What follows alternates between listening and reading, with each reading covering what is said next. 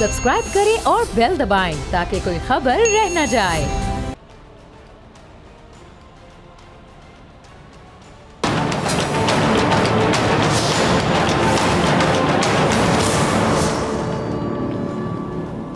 अस्सलाम वालेकुम नाज़रीन, मैं हूं डॉक्टर फ़िज़ा अकबर खान और मैं हूं पाकिस्तान और आप देख रहे हैं पाकिस्तान के सबसे बड़े न्यूज़ चैनल का नंबर 1 प्रोग्राम ऐसे नहीं चलेगा। हसास यानी सेंसिटिव होना अच्छा भी और हद से ज़्यादा हसास होना अपने लिए ख़तरे का बाइस बनता है। यानी जो इंसान हद से ज़्यादा हसास तबीयत का होगा या ओवर थिंक करना शुरू हो जाएगा, बहुत सेंसिटिव होगा, तो ऐसे में तरह तरह के वहम उसके दिल में डेरे डाल लेंगे और ज़रूरत से ज़्यादा हसास तबीयत का इंसान छोटी छोटी बातों को दिल से लगा लेगा और मिनट मिनट के बाद कभी उसका दिल टूट जाएगा, कभी जुड़ जाएगा और इस किस्म के लोग अपने आप को भी तंग करने का बाइस बनते हैं। लेकिन इसका मतलब ये भी नहीं है कि हसास होना कोई बहुत ही बुरी बात है। अगर देखा जाए तो हसास तबीयत के लोग अपने बारे में कम और दूसरों के बारे में ज़्यादा सोचते हैं। यानी हसास होने का मतलब दूसरों का एहसास करना भी है। लेकिन जिस शख्स में ज़रा बराबर भी सेंसिटिविटी नहीं होती है उसे कहा जाता है बेहिस, क्योंकि इस किस्म के लोग सिर्फ अपना सोचते हैं, दूसरे किस हाल में ऐसों को ज़रा भी परवाह नहीं होती, उनको फ़र्क नहीं पड़ता। अब ऐसी कहानी है जिसमें हसास तबीयत के लोग अपनी ज़ात को नज़रअंदाज करके दूसरों को खुश करने में मसरूफ़ नज़र आते हैं। हज़रत सादी बयान करते हैं कि एक मरतबा एक शहर में बहुत सख्त कहत पड़ा और हालत ये हो गई कि टिड्डियों ने सब्ज़े को और इंसानों ने टिड्डियों को खाना शुरू कर दिया। अब उस कहत के नतीजे में इंसानी ज़िंदगियाँ ख़तरे में पड़ गईं और अल्लाह की मखलूक भूख से मरना शुरू हो गई।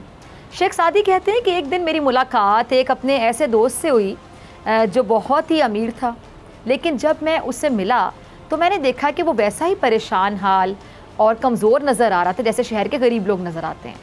मैं उसकी हालत देखकर बहुत हैरान हुआ, परेशान हुआ। मैंने हैरानी के आलम में उससे पूछा कि भाई तुम्हारी क्या हालत हो गई और मैं तुम्हें ये किस सूरत हाल में देख रहा हूँ। जिस पर मेरे दोस्त ने मुझे मुखातिब करते हुए कहा कि सादी, क्या तुम इस बात से बेखबर हो कि कहत के सबब मखलूक खुदा बदहाल और तबाह हो गई है।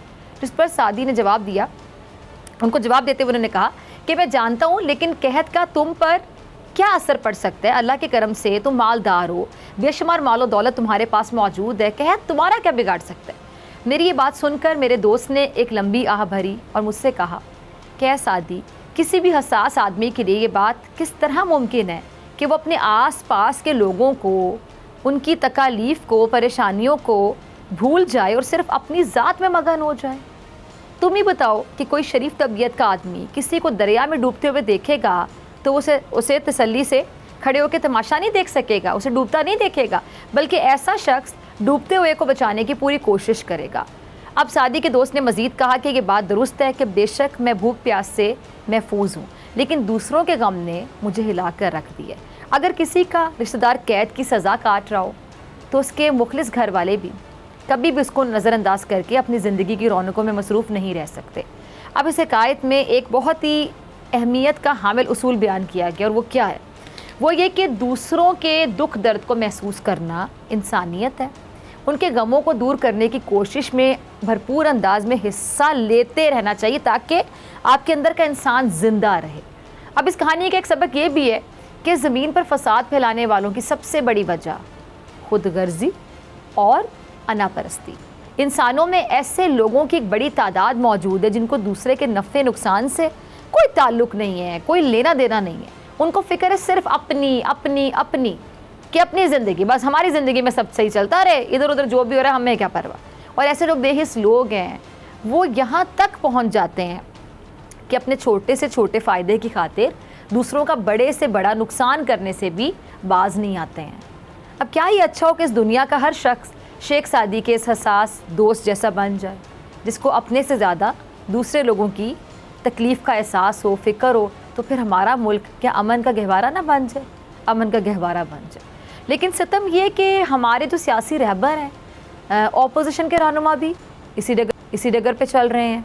ये हसास हैं तो सिर्फ अपने अपने लिए, अपने मुफादात के लिए, अपने मुकदमात के लिए, अवामी खिदमत के लिए किसी के अंदर शायद हिस्स ही नहीं है। अवामी खिदमत के लिए किसी के अंदर हिस्स नहीं है। इन्हें निज़ाम की खराबियाँ सिर्फ उस वक्त नज़र आती हैं जब इनकी करप्शन बेनकाब होती है, जब केसेस बनते हैं, इनकी अदालतों में पेशियाँ होती हैं, तब जाकर इनके एहसास सिर्फ एहसास मतलब ये फिर ओवर सेंसिटिव हो जाते हैं और इतने एहसास जागते हैं कि आप भी हैरान रह जाते होंगे कि इतने एहसास। और तब भी अपोजिशन को ये महसूस होना शुरू हो जाता है कि उनके साथ नाइंसाफ़ी की जा रही है, अब वहाँ हम बेचारी मुश्किलों में घिरी हुई है, हुकूमत इन बहरानों से निकलने के लिए हाथ पाँव मारी, लेकिन कहानी के बरक्स जो अपोजिशन है इन बहरानों से निमटने के लिए अपना किरदार अदा करने के बजाय, हुकूमत के साथ मिल बैठने के बजाय इन बहरानों पर भी सियासत कर रही है। सिर्फ अपोजिशन जो हुकूमत है उसकी टांगें खींचने पर जोर दे रही है और मसला हल करने पर ये जोर नहीं देते हैं। शायद अपोजिशन को अंदाज़ा नहीं है कि वो हुकूमत से ज़्यादा अवाम के लिए मसाइल को बढ़ाने के लिए अपना किरदार अदा कर रही है, अवाम के लिए मसाइल बढ़ा रहे हैं। ये अगर हुकूमत को नीचा दिखाना चाह रहे हैं ना, ये बेसिकली इस टाइम पे अवाम के लिए प्रॉब्लम क्रिएट कर रहे हैं। और इस सारे मामले में हुकूमत को बहरहाल क्लीन चिट नहीं दी जा सकती। कोई भी हुकूमत ये नहीं चाहेगी कि वो अवाम के मसाइल हल ना करे, ये बात एक हकीकत है। अगर अपोजिशन भी साथ दे तो अवामी मसाइल हल मेरे ख्याल से हो सकते हैं। अब आप देखें कि चीनी, आटे और जो दीगर अशिया हैं उस पर अपोजिशन ने बहुत शोर मचाया, लेकिन जैसे इन अशिया की कीमतों में कमी आना शुरू हुई तो अपोजिशन और मामलात लेकर सामने आ गई। अब हो क्या रहा है, लग ऐसा रहा है कि जी अपोजिशन बाकायदा जैसे मौक़ों की तलाश में लगी रहती है। अब इस मौके की ताक में है कि कब कोई बहरान जन्म ले ले और इनको अपनी सियासत करने का या अपना उल्लू सीधा करने का मौका मिल जाए। अब ये गैस की किल्लत की खबरें, बस अब इस खबर का निकलना था कि अपोजिशन ने इस पर भी हुकूमत के कान मरोड़ना शुरू कर दिए। अब ये बात भी हकीकत है कि जो बहरान है ये आने वाला था, जैसी सर्दी की शिद्दत में इजाफा होगा उतना ही गैस प्रेशर में कमी होगी। ये डिमांड और सप्लाई का मसला है जिसके हल के लिए हुकूमत को बहरहाल तैयारी करनी चाहिए थी, पहले से तैयारी करनी चाहिए थी। हुकूमत को ये जो सर्द मौसम है इसमें गैस की दस्तयाबी को यकीनी बनाना चाहिए था। इसके लिए उन्हें गैस ख़रीदनी पड़ती या फिर गैस दरियाफ्त करनी पड़ती, कुछ भी करके इस मसले को हल करना चाहिए था। हुकूमत की ही जिम्मेदारी है, क्योंकि मसले का पता था तो उसके हल के लिए पहले कोशिश कर लेते। और जब हमाद अज़हर साहब ने ये ऐलान किया कि जिस किल्लत की वजह से सारिफीन को दिन में 3 मरतबा गैस की फरहमी को यकीनी बनाया जाएगा, जिस पे अपोजिशन हुकूमत को आड़े हाथों लेना शुरू किया और कहा कि ये पहली हुकूमत है जो सारिफीन को दिन में 3 मरतबा गैस की फरहमी करके उन पर एहसान कर रही है। अब हो सकता है कि सिर्फ एक हुकूमती तजवीज़ हो, अब तक तो ऐसा कुछ नहीं हुआ, लेकिन इसके बावजूद इस्माइल साहब हुकूमत की इस पॉलिसी पर एतराज़ात उठा रहे हैं और खुलकर तनकीद कर रहे हैं। ज़रा उनका क्लिप होकर चलाइएगा। जी सुना आपने मिफ्ता साहब को, ये वज़ीर तवानाई को उनका काम याद करवा रहे हैं बाकायदा, और क्या कह रहे हैं कि जी आप लड़ाई झगड़ा छोड़कर आपका काम बहस करना नहीं बल्कि मुल्क में ये जो गैस सप्लाई ये करना है। मिफ्ता साहब के बकौल हमाद अज़हर साहब समझते हैं कि जो मसला है ये लड़ाई करने से हल हो जाएगा।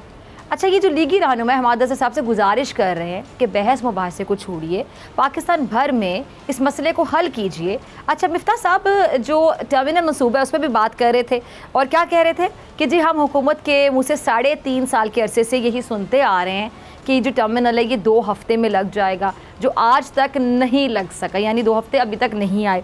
हालाँकि हम अपने दौरे हुकूमत में 5 सरमायाकार छोड़कर गए थे, लेकिन अब सब सरमायाकार यहाँ से जा चुके हैं और सरमायाकार यहाँ से जा रहे हैं। खुदारा हुकूमत जो हमें बार बार कहती है कि अब टर्मिनल लगने वाला है, आखिर बताया जाए कि 2 हफ्ते कब आएंगे, यानी उनको बाकायदा तंज किए जा रहे हैं हुकूमत को उनकी जानिब से। अच्छा, मिफ्ता साहब ये मुआशी पॉलिसी से मुतालिक भी हुकूमत की परफॉर्मेंस पर सवालात उठा रहे थे और ये बात वैसे दुरुस्त है कि इस वक्त जो गैस की किल्लत है जिसको पूरा करना, बहरहाल मैं बार बार अपने अल्फाज दोहरा रही हूँ कि इसको पूरा करना, इस मसले को हल करना हुकूमत की ज़िम्मेदारी है, हुकूमत की ही ज़िम्मेदारी है। और इसमें कोई शक नहीं है कि घरेलू ख़वातीन जो घर के खाने तैयार करती हैं, रोटियां बनाती हैं, उन्हें हर सर्दी में इस परेशानी का सामना करना पड़ता है और जिसे दूर करना, मैं दोबारा कहूँगी कि हुकूमत की ही ज़िम्मेदारी है, गवर्नमेंट की ही रिस्पॉन्सिबिलिटी है। अगर ऐसा नहीं होगा तो अपोजिशन को तनकीद का मौका मिलेगा। और हुकूमत ने इस मसले के हल के लिए क्या किया इसका पता मेरे ख्याल से अब सर्दियाँ आ रही हैं, अभी पता चल जाएगा। जब सख्त सर्दी आएगी तो साफ पता चल जाएगा कि किया क्या था, प्रैक्टिकली पता चल जाएगा ना कि हुआ क्या था। अभी ज़बानी जवा खर्च है, कोई क्या कह रहा है, कोई क्या कह रहा है। लेकिन एक और मामला है और वो ये कि हुकूमत ने जो सख्त शराइत पर IMF से मुआहदा किया है ना, उसके नतीजे में पाकिस्तान को $1.6 अरब जो मिलेंगे, इस मुआहदे की मंजूरी IMF का एग्जीक्यूटिव बोर्ड 12 जनवरी की तारीख है जी, 12 जनवरी को देगा। और इस मुआहदे की वजह से हुकूमत को जो बिजली की कीमत है और पेट्रोल की लेवी, इसमें भी इजाफा करना पड़ेगा और पेट्रोलियम लेवी 30 रुपये तक ले जाएगी, जिसको माहाना 4 रुपये इजाफा करके 30 रुपये तक पहुँचाया जाएगा। इसके अलावा बिजली की कीमतों में भी जो मुसलसल इजाफा किया जाएगा। और यही नहीं, स्टेट बैंक ऑफ पाकिस्तान की खुद मुख्तारी से मुतालिक भी बिल लाया जाएगा, जिसके तहत गवर्नर स्टेट बैंक इसी तरह पार्लियामेंट को रिपोर्ट करेंगे और गवर्नर को एहतसाब से भी इस्तिस्ना हासिल नहीं होगा। शराइत के तहत हुकूमत को कोरोना वायरस पर होने वाले अखराजात की तफसीलात डिटेल्स भी फराहम करना होंगी और वैक्सीन की खरीदारी की तफसीलात और ऑडिट भी पेश करना होगा। अब जो सिचुएशन है, सूरत हाल है, लग ये रहा है कि इस मुआहदे पर अमल दरामद करना हुकूमत ने शायद अभी से शुरू कर दी है, अभी से, क्योंकि हुकूमत ने बिजली की जो बुनियादी कीमत है उसमें मज़ीद ₹2 फ़ी यूनिट इजाफे की तैयारी कर ली है। वफाकी हुकूमत ने बिजली के बुनियादी टैरिफ में मज़ीद ₹2 फ़ी यूनिट इजाफे का फैसला किया है और ये इकदाम IMF से कर्ज के लिए किए गए हैं। जो मुआहदे हैं उस पर अमल दरामद के लिए ही यकीनी तौर पर उठाया जा रहा है और एक आवाम को गैस की भरपूर फराहमी तो नहीं की जाएगी, लेकिन उन्हें शायद जो गैस की कीमत है उसमें इजाफे का एक और टीका लग सकता है, क्योंकि सुई नॉर्दर्न की जानिब से ओगरा को गैस की जो औसत कीमत है उसमें 157.50% इजाफे की दरख्वास्त भिजवा दी गई है। अब यही वजह है कि जी अज़मा बुखारी साहिबा हुकूमत पर खुल कर तनकीद के नश्तर बरसा रही हैं। अज़मा का ज़रा क्लिप चलाइएगा। अगर आपको याद होगा, शौकत तरीन साहब ने कुछ महीने पहले क्या कहा था कि जी IMF से उनकी डील इसलिए नहीं हो पा रही क्योंकि IMF हुकूमत से बिजली की कीमतों में इजाफे की डिमांड कर रहा है, जो हम मानने को तैयार नहीं है। ऐसे ही कहा था, लेकिन अब ये लग रहा है कि हुकूमत ने IMF की हर कड़ी से कड़ी सख्त से सख्त शर्त मान ली है। और ये अज़मा बुखारी साहिबा क्या कह रही थी कि हुकूमत ने IMF के सामने सर झुका लिया है, हुकूमत ने IMF के सामने अपनी आवाम को ज़बा करने का वादा कर लिया, जो कि एक तकलीफ दे बात पाकिस्तान के लिए बहुत मुश्किल और तकलीफ दे हालात हैं और इन सब का ज़िम्मेदार सिर्फ एक शख्स है जिसका नाम है इमरान खान। अच्छा, अज़मा आवाम को ये भी कह रही हैं कि उन्हें अपने हक़ के लिए बाहर निकलना होगा और अज़मा बुखारी साहिबा PDM के हवाले से भी बात कर रही थी। क्या कहती हैं कि जी हुकूमती तर्जुमान को PDM की बहुत, जबकि हुकूमत ये कहती है कि किसकी ऑडियो लीक हुई, किसकी वीडियो लीक हुई, ये फ़िक्र करने की बजाय नून लीग को रसीदें दिखानी चाहिए। फवाद चौधरी का क्लिप होगा, ज़रा चलाइएगा। अरे सुना आपने फवाद चौधरी को। आज PDM के सरबराह मौलाना फजल रहमान साहब की सदारत में PDM का एक सरबराही इजलास हुआ था और मौलाना फजल रहमान साहब ने लॉन्ग मार्च के साथ इस्तीफ़ों की तजवीज़ की हिमायत भी कर दी थी। इजलास के दौरान PDM ने 2022 में आम इंतखाबात का मुतालबा भी कर दिया था। अब जो सिचुएशन है ना, ज़रा सुनिएगा। अपोजिशन को हुकूमत से जान छुड़ाने की बहुत जल्दी है, अपोजिशन को हुकूमत से जान छुड़ाने की बहुत जल्दी है। अब ये अलग बात है कि PDM का लॉन्ग मार्च कामयाब होता है या नहीं होता, ये अलग बात है, और PDM तहरीक ज़ोर पकड़ती है या नहीं पकड़ती ये भी आपने देखना है अभी। लेकिन हुकूमत का ये मौक़िफ़ ज़रूर दुरुस्त साबित हो रहा है कि अपोजिशन अपने केसेस से जान छुड़ाने के लिए अब कुछ भी कर सकती है। यानी वो कहते हैं ना, कोई भी हरबा इस्तेमाल करने के लिए तैयार है, कुछ भी कर सकती है। अब जैसे कि फवाद चौधरी साहब ने क्या कहा कि जी जब भी नवाज शरीफ साहब और मरीम नवाज साहिबा के मुकदमात अदालत में चलना शुरू होते हैं तो उस दौरान कभी ऑडियो आ जाती है, कभी वीडियो लीक हो जाती है, लेकिन जो नहीं आता वो है जी रसीदें, जो कभी नहीं आती और बेसब्री से कौम इंतज़ार कर रही है उन रसीदों का। फवाद मजीद क्या कह रहे हैं कि जी मामला किसी एक जज का नहीं था, ये तो मामला हजूर ये है वो ज़राए से शुरू हुआ और पनामा स्कैंडल किसी मुल्क की एजेंसी या हुकूमत ने नहीं निकाला था, बल्कि ये एक बैनुल-अक़वामी स्कैंडल था जिसमें दुनिया के करप्ट तरीन हुक्मरान शामिल थे और उनमें नवाज शरीफ साहब का भी नाम शामिल था। और फवाद साहब के बकौल नवाज शरीफ साहब के लंदन में 4 अपार्टमेंट्स निकले और ये वो लंदन की सबसे महंगी जायदादें हैं जिसको बरतानवी वज़ीर शायद नहीं खरीद सकते। और नून लीग ने जाली दस्तावेज़ात अदालत में जमा कराई जो बाद में झूठी निकली।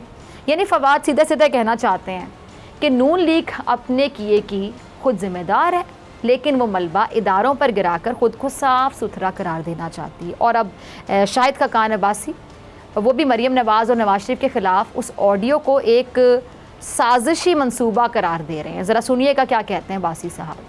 जी सुना आपने, शाहिद खाकान अब्बासी कहते हैं कि जी मेरा इस ऑडियो से कोई ताल्लुक़ नहीं है और ना ही मैं इससे ताल्लुक़ बनाना चाहता हूँ, लेकिन हुकूमत इस ऑडियो से ताल्लुक़ बनाना चाहती है। और ये क्या कह रहे हैं कि जी अब साकिब निसार साहब की आवाज़ में बात वाज़ेह है कि नवाज शरीफ और मरीम नवाज़ को एक हुक्म के तहत, एक साजिश के तहत सज़ा दिलवाई गई। यानी अब्बासी साहब अदालती निज़ाम पर तंज़ कर रहे हैं और क्या कह रहे हैं या कहना ये चाहते हैं कि इदारे असरअंदाज होकर नून लीग के ख़िलाफ़ इंतकामी कार्रवाई कर रहे हैं।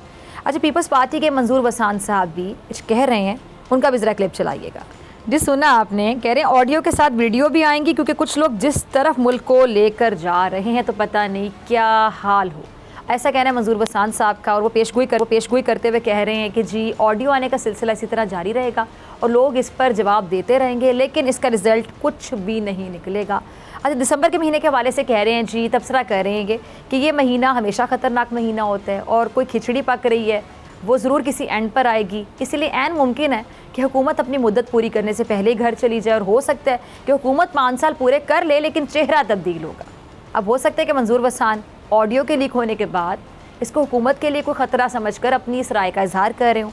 अच्छा, हुकूमत के बकौल अपोजिशन और ओवरसीज़ पाकिस्तानियों को वोट देने के हक़ को भी अपने लिए ख़तरा समझ रही है। शहबाज गिल साहब का क्लिप होगा, सर चलाइएगा। अरे सुना आपने, शहबाज कह रहे हैं कि जी जिन लोगों का दाव लगा हुआ है वो कभी नहीं चाहते कि ओवरसीज़ पाकिस्तानियों को वोट का हक़ मिले, और उन्होंने इस मामले पर उन्हें बाकायदा सांप सूंघ जाता है। और क्या कह रहे हैं जी कि ओवरसीज़ पाकिस्तानी अगर अपोजिशन के रहनुमाओं को एयरपोर्ट पर रिसीव करें तो उन्हें प्रोटोकॉल दें, तो फिर उन्हें ओवरसीज़ पाकिस्तान का बाकायदा सरमाया लगते हैं। और जब मियाँ साहब बाहर जाएँ तो शहबाज शरीफ साहब शिकागो के एक बहुत मोतबर डॉक्टर से कहें कि मेरा एक केस अदालत में आने वाला है, आपने डॉक्टर साहब एक झूठी रिपोर्ट देनी है, और वो डॉक्टर साहब बताएं कि मैं तो अमेरिका में रहता हूँ इसलिए झूठी रिपोर्ट तो दे नहीं सकता। तो अगर ओवरसीज़ पाकिस्तानी आपके गलत काम को सपोर्ट करें तो सब अच्छा है, लेकिन जब ओवरसीज़ पाकिस्तानी वोट का हक़ मांगे तो अपोजिशन एतराज़ करती है। अच्छा नाज़रीन, अपोजिशन हुकूमत को आइन पर चलने और अपना वादा पूरा करने की ताकीद तो करती है, लेकिन अपोजिशन अपना वादा पूरा करना भूल जाती है। नवाज शरीफ साहब भी एक वादा करके बाहर गए थे, वो वादा क्या था ये ज़रा यास्मीन राशिद साहिबा की ज़ुबानी सुनिएगा। क्लिप चलाइए। सुना आपने, यास्मीन राशिद साहिबा को कह रही थी कि वो नवाज शरीफ साहब की बातों में आ गई थी और उन्हें बाहर जाने की इजाज़त दे रही थी, लेकिन नवाज शरीफ साहब ने वादा पूरा नहीं किया। अब हुकूमत ये कहती है कि नून लीग को पाकिस्तानी के हुकूक़ की फ़िक्र है, और अगर नवाज शरीफ अपने आप को पाकिस्तानी लीडर कहते हैं और इतनी फ़िक्र है इनको जितनी बताते हैं, तो फिर पाकिस्तान वापस आ जाए। आते क्यों नहीं है? आएँ, अपना वादा पूरा करें, आएँ सवाम के पास। अब नाज़रीन, अब जो भी हो, जैसे कि कहानी के आगाज़ में उनको बताया था कि 2 तरह के लोग होते हैं। एक वो जो सेंसिटिव होते हैं, लोगों का एहसास करते हैं, अपने से ज़्यादा दूसरे की तकलीफ़ का एहसास करते हैं, और दूसरे बेहिस होते हैं जो किसी के दुख का, किसी की तकलीफ़ का एहसास नहीं करते, उनको सिर्फ अपनी पड़ी रहती है। अभी जो हमारे रहबर है ना, इनको पाकिस्तान और अवाम के लिए हसास होना होगा। ये जो बेहिस्सी है ना, इसको ख़त्म करना होगा, इस सिलसिले को ख़त्म करना होगा। लोगों के दुख का एहसास करना होगा, अवाम की तकलीफ़ का एहसास करना होगा, अवाम को मुश्किलात से कैसे निकालना है इसका एहसास करना होगा, वरना ऐसे नहीं चलेगा। मिलते हैं ब्रेक के बाद।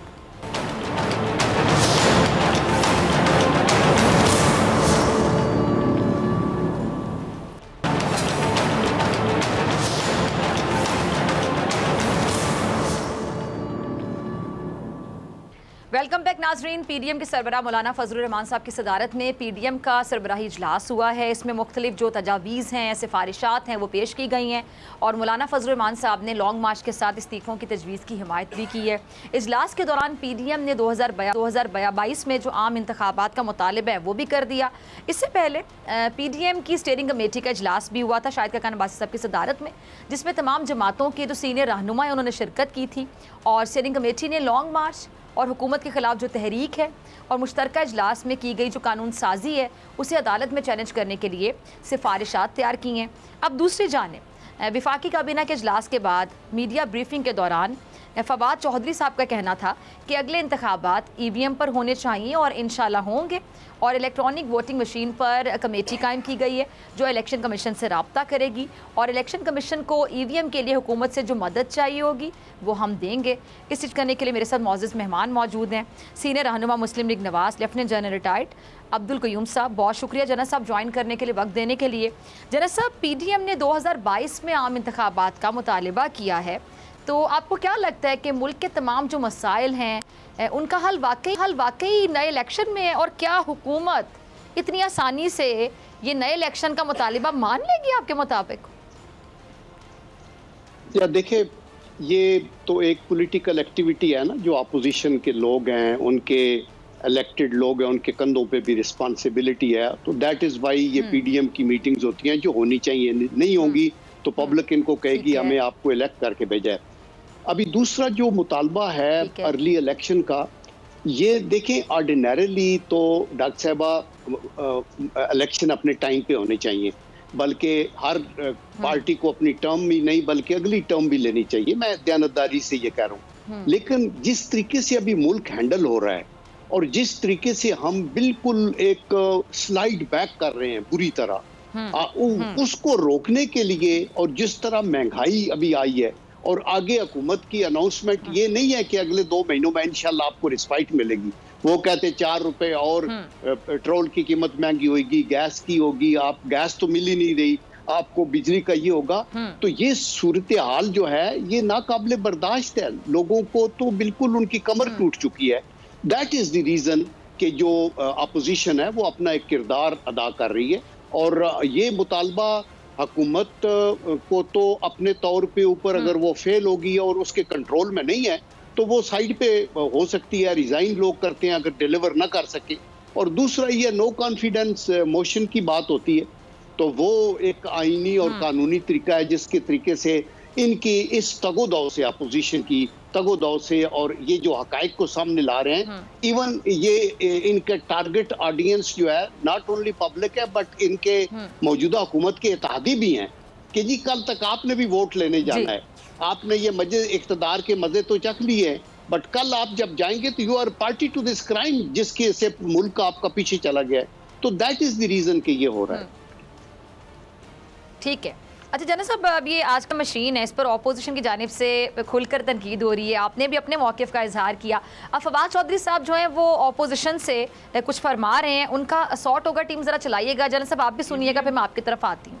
जी, तो सुना आपने जनरल साहब फवाद चौधरी साहब को कह रहे हैं जी मुस्लिम लीग नवाज़ को शुक्रगुजार होना चाहिए कि नवाज शरीफ साहब के जो बेटे हैं वो 20 EVM मशीन के ज़रिए इलेक्शन में वोट कास्ट कर सकेंगे। क्या कहेंगे आप? ये एक व्यू पॉइंट है ना चौधरी साहब का, जो इंफॉर्मेशन मिनिस्टर हैं जी, लेकिन आप अपने दिल से पूछें कि क्या EVM मशीन के आने से सारों के गिले दूर हो जाएंगे, और वो जो आपकी इलेक्शन के अंदर जितनी धांधली या रिगिंग होती है, प्री इलेक्शन भी और ड्यूरिंग इलेक्शन भी, और रिजल्ट्स को चेंज किया जाता है, डस्का वगैरह का आपके सामने है, तो क्या वो सारे मसले EVM से हल हो जाएंगे? लेकिन सेकंड मैं ये भी कहता हूँ, मैं क्विकली इसको ऐड ये करना चाहूँगा कि अगर EVM से हल होते हो ना तो आप अपने भाइयों को साथ बिठा के उनको कन्विंस करें और बुलडोज ना करें, बिकॉज इन फ्यूचर सारे इलेक्शन सारी पार्टियां स्टेक होल्डर्स हैं, आप अकेले नहीं हैं। तो आप एक ऐसी चीज जिसके अंदर 10 पार्टियां अलग हैं और आपकी अलग पार्टी है, और आप ये कह रहे हैं EVM, आपके इत्तेहादियों ने भी डंके की चोट पे इसकी मुखालफत की थी, तो ये लेजिस्लेशन जो है ये किस काम की है? ये कल तक फिर कैंसिल होगी, मुसाइब होंगे, इसके ऊपर इलेक्शन कमीशन के अपने रिजर्वेशंस हैं। तो मेरे ख्याल में हम ये हुकूमत चला नहीं रहे, वो खुद रोड़े अटकाते हैं, और ये सेल्फ इन्फ्लिक्टेड वुंड्स हैं इनके, जिसकी वजह से मुल्क के अंदर एक अफरा तफरी कालम। ठीक है। अच्छा जनरल साहब, ये जो साबिक चीफ जस्टिस साहब की जो ऑडियो टेप के हवाले से बड़ी चहमगोइयाँ होती रहीं, और इस हवाले से हुकूमत जो है वो दिफा भी करती रही, अपोजिशन की जानिब से बड़ा तनकीद का निशाना बनाया जाता रहा उन्हें। फवाद चौधरी साहब नवाज लीग को इस हवाले से कुछ कह रहे हैं, ज़रा ये शॉर्ट भी चलाइएगा, आप भी सुनिएगा जनरल साहब। अच्छा, वो तो वाज़े कह रहे हैं कि जी ये नून लीग, आप पर इल्ज़ाम लगाया जा रहा है नून लीग पर, क्या कहेंगे आप जनरल साहब इस इल्ज़ाम पर? देखें, ये जब बात करते हैं ना फौज के जर्नल ये समझेंगे और फिर जुडिशल, तो द वेरी फैक्ट कि ये कहना ही दैट मीन्स कि आप उनको इम्प्लिकेट कर रहे हैं, आप उनको मुतनाज़ बना रहे हैं। आप ये देखें कि फिजा हमारी जो तारीख है ना, खुदा की कसम मैं ये कहता हूँ कि ये जो अदारे हैं हमारे अदलिया का या हमारा आर्म फोर्सेस का, इनको कभी भी कंट्रोवर्शियल हमें नहीं बनाना चाहिए था, लेकिन माजी इसका गवाह है कि ये पार्टी खुद, इनके प्रेसिडेंट जो हैं जावेद हाशमी साहब ने भी बताया था कि वो कंधों पे हाथ लगा के कि वो आने वाले हैं और अदलिया में चेंज होगी और हम इस तरह करेंगे, और उसके बाद कॉन्स्टेंटली ये 1 पेज का जिक्र करते रहे। हालांकि इट इज अंडरस्टूड कि आर्म फोर्सेस का अदारा सबसर्विएंट टू द गवर्नमेंट है और गवर्नमेंट की रियासती पॉलिसियों को वो सपोर्ट करता है। बार बार इवन प्राइम मिनिस्टर ने यहाँ तक कहा कि हमारे मैनिफेस्टो के साथ है वो।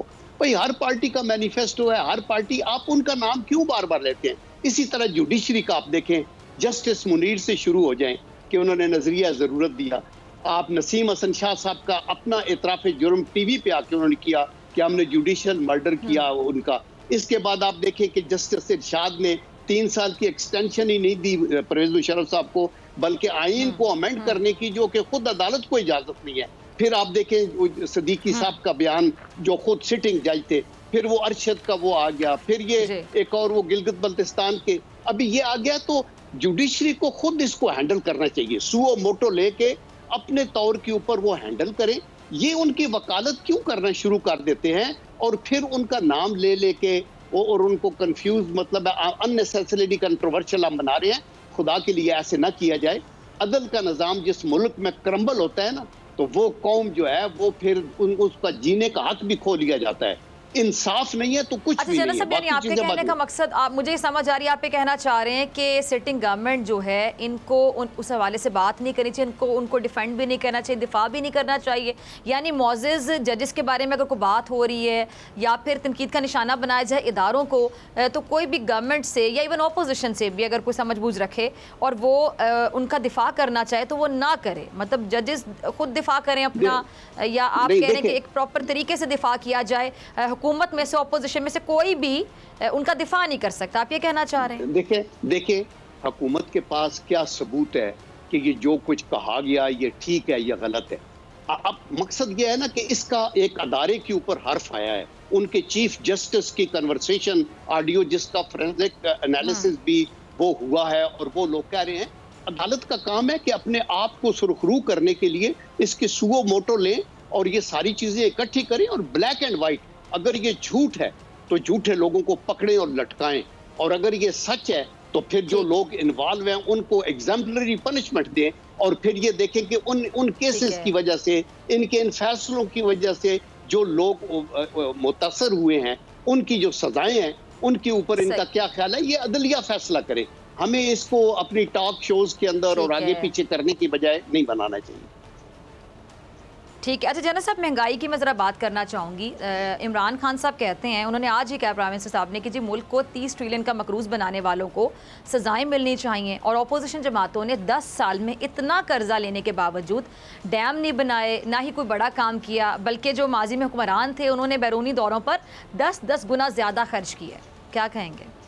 देखिए, आप इसके ऊपर हंसें या रोएं, आप ये कहते हैं 30 ट्रिलियन या 30,000 अरब रुपया तो पिछले 70 सालों में चढ़ा है ना, और इन 10 सालों में इन्होंने, इन 3 सालों में 15,000 अरब रुपया। आप देखिए आर्गुमेंट वो दें जो लेने वाली है। फिर ये कि इन्होंने क्या किया है, यस उसका आप कमीशन बनाए और चेक करें कितनी मोटरवेज बनी है, कितने हॉस्पिटल बने हैं, आपकी एनर्जी के क्राइसिस, आपका मुल्क अंधेरे में डूबा हुआ था और इट वॉज ए नाइटमेयर। ये गवर्नमेंट होती तो एक भी, इन्होंने सी पैक को भी पीछे कर दिया, सी पैक भी चला, तो सारी चीजें उन्होंने जस्टिफाई किए हुए कि कहां आप 15,000 अरब लगाए हैं, आपने क्या किया। अब डैम की बात करते हैं, ये बादशाह डैम के 123 अरब रुपए तो मुस्लिम लीग नून की हुकूमत पे करके लैंड एक्वायर करके गई है। ये प्रोसेस से चलेगा, अभी आगे इनकी हिम्मत है, ये काम करें, अल्लाह ताला करे ये कामयाब हो, हमारे डैम और बनने चाहिए। ये बातें ये देखिए ना, आजकल आप पब्लिक की इंटेलिजेंस को इंसल्ट नहीं कर सकते, हर बंदा पॉलिटिकली अवेयर है, और जो लोग जिनके अंदर खौफ खुदा है वो तो दयानतदारी से सोचते हैं ना, पार्टियों से ऊपर उठ के मुल्क का सोचते हैं। तो हुकूमत के अंदर रह के तो आपका दिल कुशादा होना चाहिए, आपको सच्ची बात करनी चाहिए, आपको अकोमोडेटिव होना चाहिए। आप आए दिन तीली लगाते हैं और ऐसे प्रोवोक करते हैं उनको और झूठी बातें करते हैं, तो ये कभी भी जेब नहीं देता हाकिम वक्त को, और स्पेशली जब आप कहते हैं मदीना की रियासत का कॉन्सेप्ट, तो मुझे अफसोस होता है। ऑनेस्टली हम दुआ गो हैं कि अल्लाह ताला हमारी हुकूमत कामयाब हो, हमारी मुआशी टीम कामयाब हो, लेकिन ये जो स्लाइड बैक है, अभी देखे ना, ये कहता है 30,000 या 30 ट्रिलियन का ये हो गया, व्हाट अबाउट दोस 15 ट्रिलियन, अभी तो 45 है। ये 3 सालों में किया, वो 70 सालों में हुआ, और उसका जवाब आपके सामने मौजूद है। लंबी लंबी मोटरवेज बनी हुई है, सक्कर से इधर इस्लामाबाद, आप मानसेरा की तरफ चले जाएं, सवात की तरफ चले जाएं आपके, और ये जो आपके पावर हाउसेस लगे हैं, ये इतने रिकॉर्ड टाइम के अंदर लगे हैं, फ्लाईओवर्स बने हैं, बहुत कुछ काम है। ये इस्लामाबाद का एयरपोर्ट आपके सामने है, और बड़ी चीजें हैं जिनको आप गिना सकते हैं। इन्होंने क्या कोई एक मेजर प्रोजेक्ट बता दें जो कि ये इन्होंने शुरू किया हो?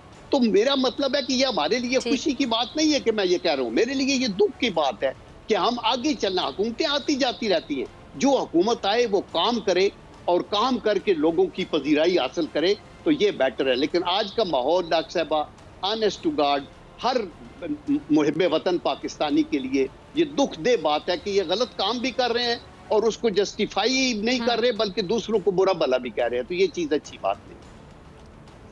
ठीक है जाना साहब, बहुत शुक्रिया आपके वक्त के लिए। नाज़रीन, आपसे मुलाकात होगी ब्रेक।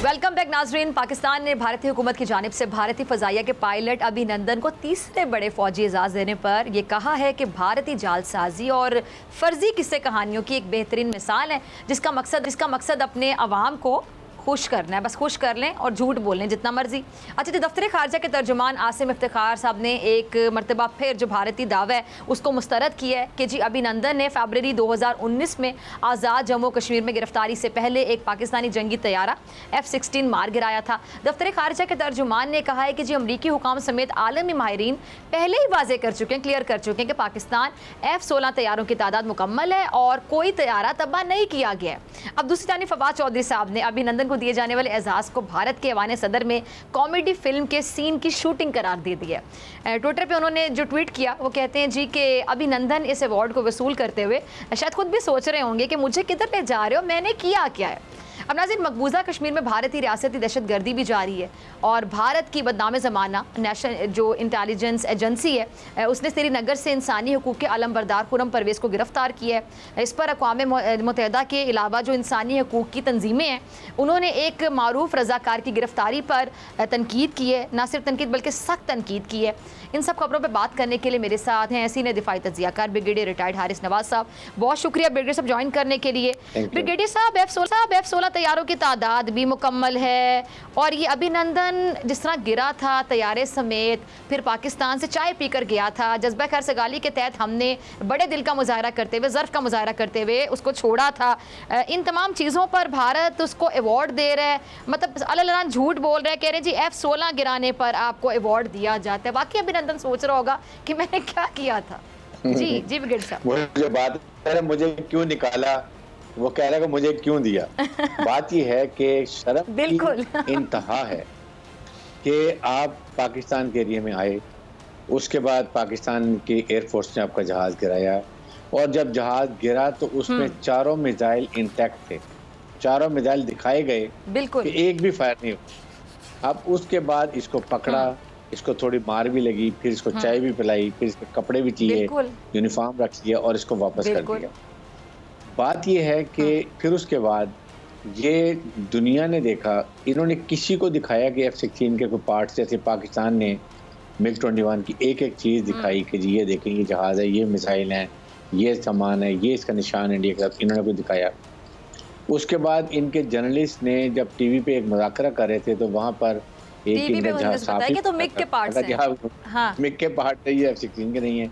अमेरिकन ने कंफर्म किया कि जी हमारे लॉक एंड रीजन कि हमें सारा हमारा यहाँ पर जहाज़ वो कंप्लीट है देने, क्योंकि जब भी कोई जहाज़ गिरे उनको बताना होता है, वो आके इंस्पेक्शन करते हैं जी क्या वजह हुई, क्या प्रॉब्लम हुई। उसके बाद एक वहाँ इंडियन जहाज अमेरिकन जहाज से सहाफ़ी है जो पाकिस्तान के खिलाफ बहुत लिखती है, जब उसको सेमिनार में उन्होंने बुलाया बड़ा खुश होकर बड़ा बोलेगी, उसने कहा ये बिल्कुल झूठ है, मैंने वेरीफाई कर लिया है, कोई जहाज़ नहीं गिरा और ये आप लोग झूठ बोले, डोंट डू लाइक दिस। इसके बावजूद ये इतनी अनट्रेंड, अनप्रोफेशनल और इतने झूठी फौज, एयरफोर्स और इनके लीडर्स हैं कि वो उसको जहा के दे रहे हैं वीर चक्कर। इमेजिन करें इनके जिसने फायर भी नहीं किया और फिर दुनिया ने इसको साबित कर लिया। इसका मतलब कि इनका स्टैंडर्ड इनके लिए बहुत बड़ा तीर था कि उन्होंने पाकिस्तान की फ़िज़ाई हदूद क्रॉस की और आराम से जहाज़ गिरा दिया और उसके बाद वो आके मार खा के वापस चला गया। यानी को बाकियों को भी बता रहे थे जो जहाज गिराएगा उसको अवार्ड से नवाजा जाएगा, अवार्ड से मारा जाएगा और जो थोड़ा और अंदर आएगा तो उसको फिर जो इससे बड़ा अवार्ड होता है वो दिया जाएगा। और फिर नरेंद्र मोदी को शर्म नहीं आती है इनके जर्नलिस्ट को, पाकिस्तान के DGISP ने पकड़ एक एक लम्हा अपनी कौम को आगाह रखा, बताया कि जहाज गिरा, ये उसके पार्ट्स हैं, ये पायलट पकड़ा गया है। इन्होंने कोई एक चीज़ भी दिखाई F-16 की, इनको शर्म नहीं आई। ये असल में इतने झूठे हैं, ये झूठ बोल बोल के अब ये इतने आदी हो गए हैं कि अपने सिर्फ आवाम को गुमराह करने के लिए कि हमारी इज्जत बच जाए, उनको बेचारे बताने के लिए। अब आवाम को क्या पता कि F-16 क्या है, MiG-21 क्या है, कौन सा जहाज गिरा, इन्होंने वो दुनिया को दिखाने के लिए, अपने आवाम को मिसलीड करने के लिए। और फिर इनके एयर चीफ को, वो ऑफिसर्स को कितनी शर्म आ रही होगी जो स्क्वाड्रन के हिस्सा थे, जो एयर चीफ उस वक्त था उसको सारा पता है। तो मेरे ख्याल में इससे ज़्यादा शर्मिंदगी, ढिठाई और बेशर्मी के अलावा इनके पास और कुछ भी नहीं रहेगा। बिल्कुल अच्छा बेटर साहब आगे चलते हैं। इंसानी हकूक़ के जो रज़ाकार है खुरम परवेज़ साहब, उनको भारतीय फोर्सेस ने गिरफ्तार किया है। इस पर इंसानी हकूक़ पर अक़वाम मुत्तहिदा के खुसूसी नुमाइंदा उन्होंने कहा है कि वो दहशतगर्द नहीं है बल्कि इंसानी हकूक़ के मुहाफ़िज़ हैं। आपका कॉमेंट चाहूँगी। देखें, वो एक ह्यूमन राइट्स के एक्टिविस्ट है, वो बिल्कुल सही रिपोर्टिंग करते हैं, वो सही बात करते हैं। जो पिछले जिलों में इंडियन आर्मी बेचारे नहाते कश्मीरी औरतों, बूढ़ों, बच्चों के साथ जुल्म बर्बरीत कर रहे हैं, उसके खिलाफ वो बोलते हैं। रोज़ाना कश्मीरी नौजवानों को मारा जाता है, उनकी जॉब्स ख़त्म कर दी गई हैं, उनके बागात ख़त्म कर दिए, उनके ज़मीनों पे कब्जे कर लिए, हिंदुओं को लाके बसाया जा रहा है। ये रिपोर्टिंग दुनिया को पता है, लेकिन दुनिया को ज़ाहिर है कि इंडिया की ज़रूरत है। ये इनका प्रॉक्सी है पाकिस्तान के खिलाफ, सीपे के लिए और चाइना के लिए। फिर साउथ चाइना सी में आपको पता है क्वाड ग्रुप भी बन गया, जिस वजह से इंडिया ने, अमेरिकन ने और बाकी मुल्कों ने अपनी आंखें दूसरी तरफ फेरी हुई हैं।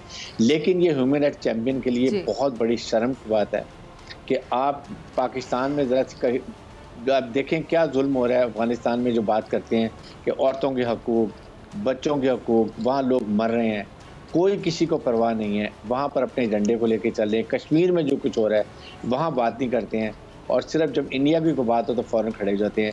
आई थिंक लम्हा फिक्रिया है यूनाइटेड नेशन के लिए, यूनाइटेड नेशन ऑर्गेनाइजेशन के लिए, यूएस वॉच डॉग के लिए बहुत बड़ा इंतहाम है, और वो खुद एक्सपोज हो रहे हैं। मेरे ख्याल में इसके लिए उनको ज़रूर सोचने की ज़रूरत है। ठीक है। अच्छा बेटर साहब, ये अफ़गानिस्तान की बात करना चाहूँगी मैं। तो ये रेड क्रॉस के जो आला ओहदेदारान हैं उनका ये कहना है कि जी मुआशी पाबंदियाँ अफ़गानिस्तान को बहरान में मुब्तला कर रही हैं। और अफ़गानिस्तान के 6 रोज़ा दौरे के बाद जारी करदा एक बयान में उन्होंने कहा है कि उनके डायरेक्टर का कहना था कि मैं इन हालात से बहुत बेचैन हूँ। और उन्होंने ये भी कहा है कि हमने हड्डियों की तरह दुबले बच्चों की तस्वीर देखी, हड्डियों का लफ्ज़ इस्तेमाल किया गया, और साथ ये भी कहा कि उन्हें देख कर खौफ आ रहा था। क्या कहेंगे? आई थिंक ये तो एक जुल्म की इंतहा है, और ये अमेरिकन, नेटो, यूरोप जान के कर रहा है। जितने अवाम और भूखे होंगे, जितनी हुकूमत कमज़ोर होगी, उतने ही लोग अल-कायदा के आगे बिक जाएंगे। उसी तरह वो ये ISIS खुरासान ग्रुप के आगे बिक जाएंगे। उसी तरह वहाँ पे जो स्पॉयलर्स हैं वो उनकी पेरोल पे चले जाएंगे। उन्होंने भी बेचारों ने अपने बच्चों के पेट पालने हैं, उनको गुजारा करना है। ये डिज़ाइन है। अफ़गानिस्तान में अगर अमन चाहते होते तो सबसे पहले अफ़गान हुकूमत को स्टेबल करते, फाइनेंशियली स्ट्रॉन्ग करते, उनका रेट कायम होती काबुल के अंदर, और फिर वो अलकायदा को भी सॉर्ट आउट करते, क्योंकि दे आर वेल ट्रेंड ये अफ़गान तालिबान। लाइक कोई ISIS ग्रुप को करते, स्पॉयलर्स को करते, और अफ़गानिस्तान में अमन होता। और अमन होने के साथ साथ एक तरक्की की राहें खुल जाती। ना वहाँ पर एजुकेशन, ना वहाँ पर हेल्थ, ना इंडस्ट्री, ना कुछ जॉब अपॉर्चुनिटी। तो ऐसे हालात में जो गरीब लोग होते हैं, they fall prey to all external forces, जिसमें रॉ भी है, ISIS भी है, अलकायदा भी है, और स्पॉयलर्स में मौजूद हैं। बहुत मुल्कों के लोग वहाँ बैठे हैं जो पहले से मौजूद थे। ये इसलिए सब कुछ किया जा रहा है। अगर इतना ही इनको दर्द है, आई थिंक सबसे पहले अमेरिका को $9 बिलियन रिलीज़ करें, ताकि वो अवाम को तनख्वाहें दे सकें, बिल्कुल, औरतों को जॉब दे सकें, और फिर वहाँ पर वो इंडस्ट्री, हॉल्स, काम जो करने वाले हैं करें। अवाम का पेट भरेगा तो फिर हुकूमत जो स्ट्रॉन्ग होके अपनी रिट कायम करेगी और ऐसे स्ट्रॉन्ग एलिमेंट को ख़त्म करेगी। बहुत शुक्रिया बिगर साहब आपके वास्ते। डॉक्टर फ़िज़ा अख्तर खान को दीजिए इजाज़त। आपसे मुलाकात होगी इंशाल्लाह कल सेम टाइम सेम चैनल की। ज़िंदगी ने वफ़ा की दुआ में याद रखिएगा, अपना बहुत ख्याल रखिएगा। अल्लाह ने के बाद